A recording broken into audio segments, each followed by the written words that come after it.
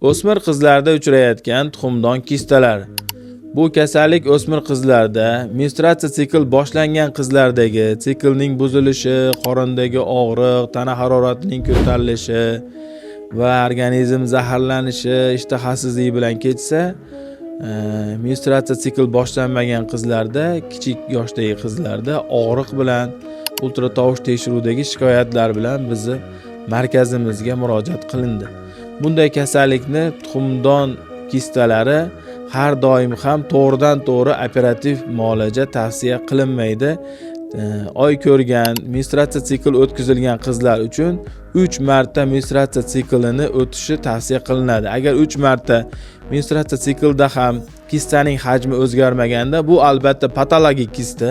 Bunday kista har doim operativ davo bilan kistektomiya operatsiyasi o'tkazilishi kerak.